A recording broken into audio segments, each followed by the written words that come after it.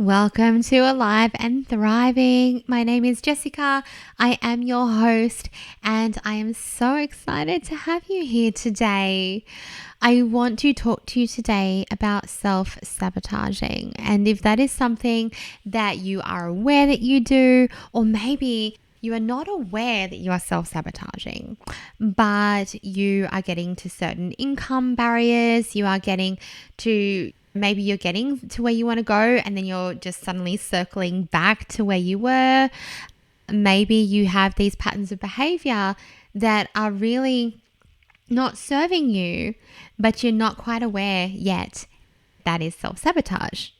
That's okay. This episode is going to help you understand what your self-sabotaging behaviors are and how we can start to move through them. So just before we get started, I want to remind you that my brand new free resource is available for you to download now. This resource is on time, and it is to help you win back time in your soul-led business and grow your business faster with 3 essential practices that are going to change the way that you think about and feel about time. So now, if you are a woman who is so committed to her growth and her healing because she knows that her business is the vehicle to create the life and experiences that she wants, then keep listening, because we are going to get on top of your self-sabotaging and we are going to help you to move through it and understand it so that you can create the life and the experiences through your business that you want to be creating. You're listening to Alive and Thriving with Jessica Reid, the podcast that's all about empowering you to achieve optimal wellness and success through self-care, holistic practices, and raw conversations. Jessica and her expert guests are here to share powerful insights and strategies to help you overcome stress and anxiety, take charge of your life, and thrive in life and in business. Grab a cuppa and let's dive in. So let's begin by chatting about what self-sabotage actually is. And for some people, it is going to be blatantly obvious. And again, you may have the self-awareness to know that this is something that you are actively doing. But for other people, it is unknown.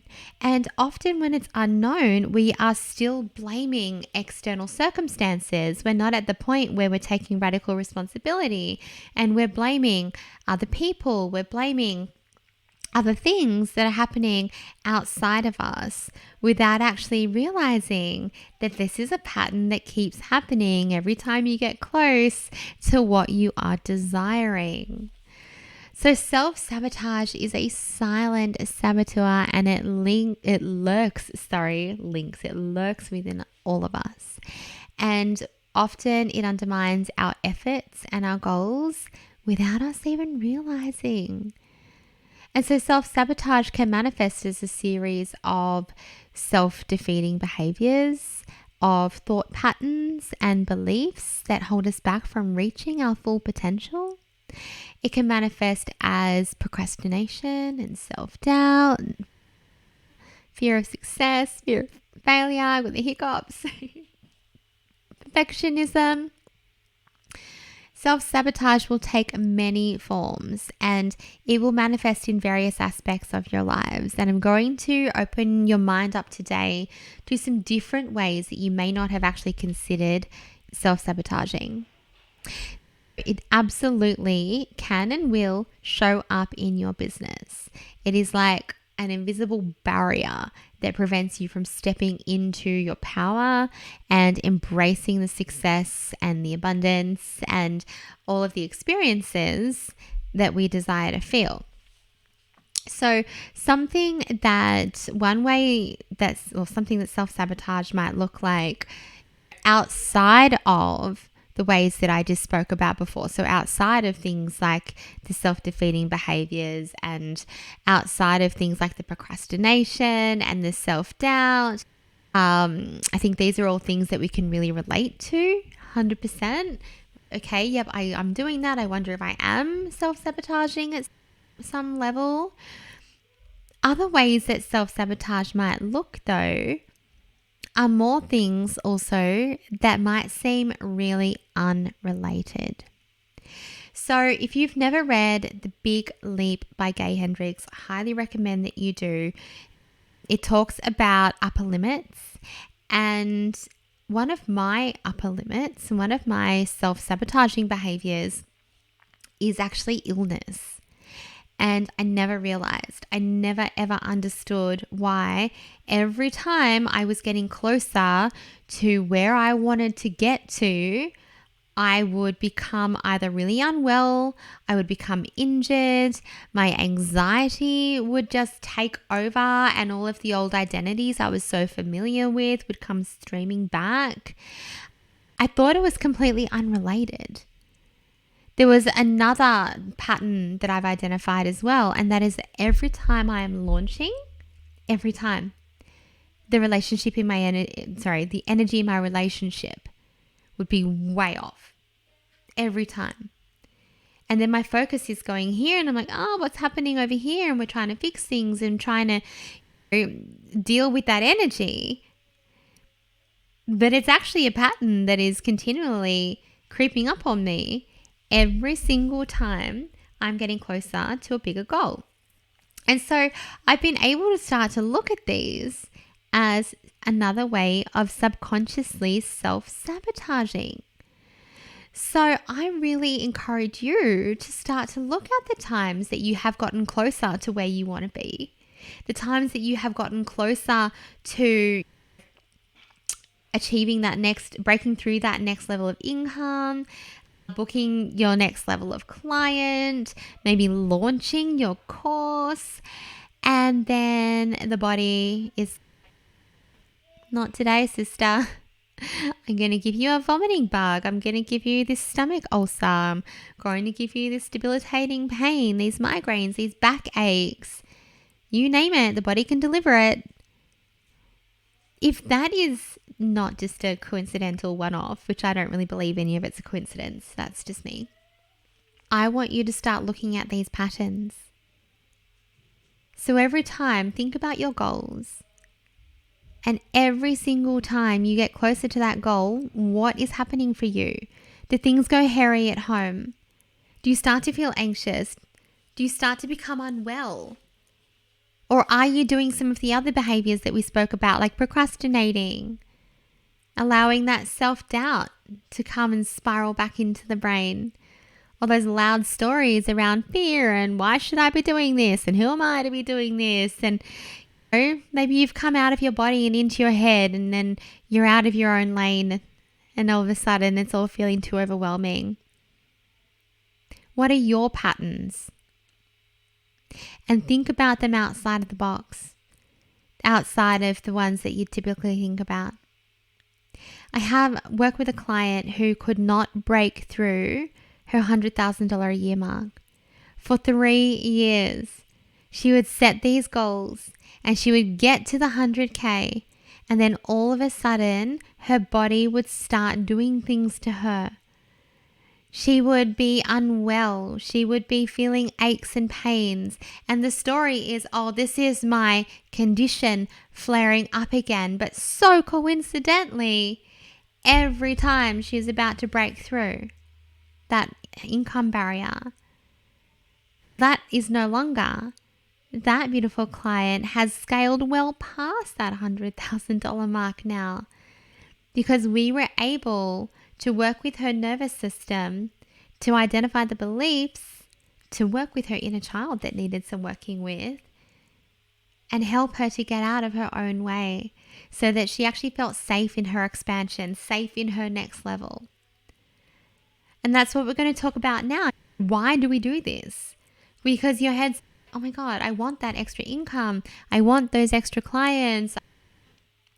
I want those health and fitness goals. Like, I'm not just limited to business here. The self-sabotage is going to show up in any area of your life. You want these things, you desire these things, you believe even that it's possible that you can have them, but your internal world is not yet equipped to hold what your conscious mind is desiring. And that is going to come down to your beliefs, and it's going to come down to changing the way that your nervous system feels. Because that change, even though it sounds like it's going to feel really good, that change is unfamiliar to your nervous system. And our nervous system finds safety in what it knows, even if that is a familiar hell. And so when we get close to that change, we get close to that out of our comfort zone, but also out of our zone of safety, then the self-sabotage will happen to bring us back into what our nervous system feels safe to be sitting in. And again, even if that is not so, like, for example, me, I spent so long in this state of anxiety that even though consciously I was like, I don't want to be here, I don't want to be feeling like this, that is a familiar state. And I see it a lot with clients who are on their holistic healing journeys when they're starting to do their deep dive and they are moving into a state where maybe they feel happy and they haven't felt that for a long time. Maybe they feel like themselves. They haven't felt that for a long time. And then their body has this attempt to spiral. But if you are aware of it, and this is really key, if you are aware of it, then that does not have to happen. You get to sit in that discomfort because it literally is just your nervous system saying, this is unsafe because it is unfamiliar, even though what I'm currently in is limiting. So how do we change it? It takes time and it takes patience and it takes intentional work on your part. But you need to want the outcome more than you want to stay the same. And so how do we do this? We rewire our beliefs.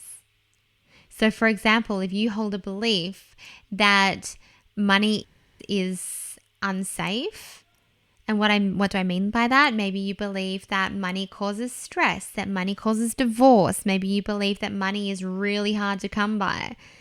Maybe you are used to a certain level of comfort. Whatever you believe about money, if you try and expand out past that, then your nervous system is going to be like, hello, this is not safe. This is not what we know. This is not familiar. And it is going to give you a way to self-sabotage so you come back into what you believe is safe and what you feel is familiar. If you believe your beliefs about success, for example, if you have a belief that success is tied to a dollar figure and a certain property portfolio and certain ways that people perceive you, for example, and then you are at the same time trying to, and I deeply believe, like subconsciously, because I know logically you might be like, I would love a business where I could earn that same $200,000 income and work 25 hours a week. I would love that. Of course I'd love that. But if your subconscious beliefs are operating and sending you out into the world with a perception of actually, for you to earn that amount of money, you need to be working ridiculously long hours, or you are not successful if you actually have leisure time, you look after yourself, people will think you're lazy. If you have those kinds of beliefs, then again, you might get to your 25-hour work week and then all of a sudden find ways to self-sabotage, noting that this is happening subconsciously when I say find ways. So we work with your subconscious mind. Yes, you can rewire beliefs with affirmations, with pattern disruptors, absolutely, but working with your subconscious mind directly is going to be where your long-lasting change, in my opinion, is really going to happen. And sometimes this work actually requires some inner child work and healing. And a lot of the time that's because when the inner child is involved in the self-sabotaging, maybe she's coming forward with a belief that it's not actually safe to be visible, for example. And so your business is growing and your follower count is growing and your confidence is growing. But then all of a sudden you start sabotaging, you're procrastinating, you don't want to create the videos anymore, you're telling yourself all these stories about, I don't know what, all these negative thoughts are coming back in. But if you have an inner child who is teased at school, or you have an inner child who felt like she had to stay quiet to keep her place. If she has these beliefs that being visible is not safe, then she is the part of you coming forward into your conscious mind when you are trying to adult and run your business. And I say this to my clients all the time. It's if you could imagine that you stepped onto a bus, the bus is driving down a hill, and there's a 5-year-old driving that bus. It's not appropriate. She is not the right she's not the right person, not the right bit to be driving that bus. That inner child is not the right part to be showing up in your business. So she might have needs that need to be met. She might have things that she needs heard and validated. There will be healing to be done there. And I really truly believe that is a part of the deep work when it comes to shifting, not only just shifting these self-sabotaging behaviors, because it's all well and good for me to sit here and say, okay, when you notice it now, intentionally have a pattern disruptor, do something else. Yes, do those things, absolutely. But if you want to make that deep lasting change, let's address the root cause of it. Let's not just keep interrupting, but let's actually address the root cause of why this is happening and why you have this belief to begin with. So then as we start to do this kind of work, we're changing our subconscious beliefs. We are creating an environment with an inner child who is now no longer trying to show up to run our business. We start to be able to create a safe environment to come into your body. As you come out of stress, as you come out and you come into your inner healing, and maybe you're releasing emotions that have been suppressed. Maybe you are again doing that inner child healing. Maybe you are releasing stress or trauma, but you are creating a safe space within your body so that it feels safe for you to come into your body. Because when you come into your body, you can actually get familiar with the sensations, with the communication that your body is giving you. And then we learn to sit in that discomfort. So when you are self-sabotaging, what is your body communicating? How is it feeling? What is actually happening? And when you can sit in that, and you can sit in that discomfort, knowing that it will pass, knowing that you are actually safe, and something like tapping will dramatically help with this. Tapping sends a calming signal up to your amygdala. So whatever you're thinking, feeling, experiencing within the body, it's saying, actually, this is actually safe. And I'm not in the danger that I think I'm in. And so know that the more that you sit in that safety of the discomfort, and the more that you, the more that you observe the safety in the stretch that you are making. So let's say, for example, you are coming into that visibility story and you go, okay, you know what? I'm still going to show up. I'm going to show up live today and I'm going to do this anyway. And you do it and you've brought some safety to your inner child and you do it and you sit in that discomfort and you create that confidence that comes from doing. But you sit in that discomfort of going live and your nervous system stretches just that little bit more to adjust and seeing that is actually safe. And then we stretch it again. And then we stretch it again. And the more we stretch, the more we become familiar with this new state, the less it becomes uncomfortable, because the less your body is trying to scream at you saying, danger, this is not safe for you to be here. So you can see how these holistic practices that incorporate your mind, your body, your energy, your deeper healing, that deeper internal work. Like, this is the work to be done for this kind of lasting change.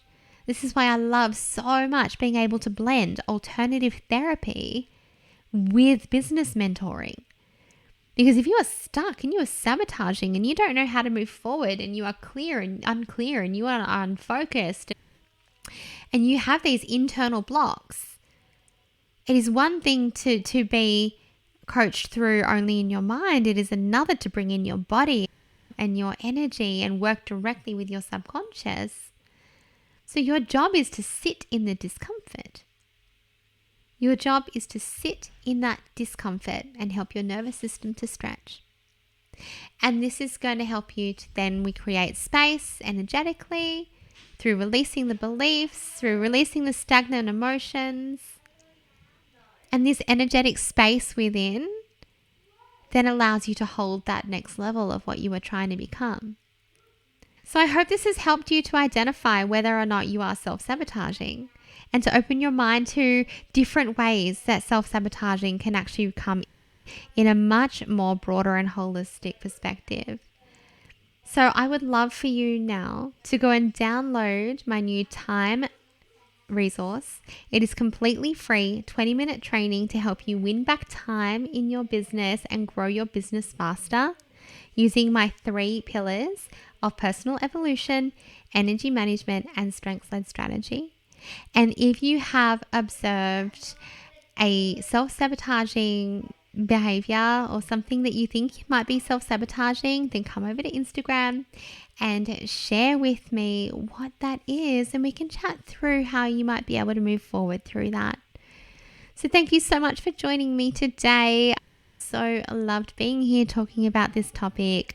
Please make sure that you take a moment to take a moment to share this episode with somebody who you know needs it. That is how businesses like mine get to reach people who are, it's the whole impact thing.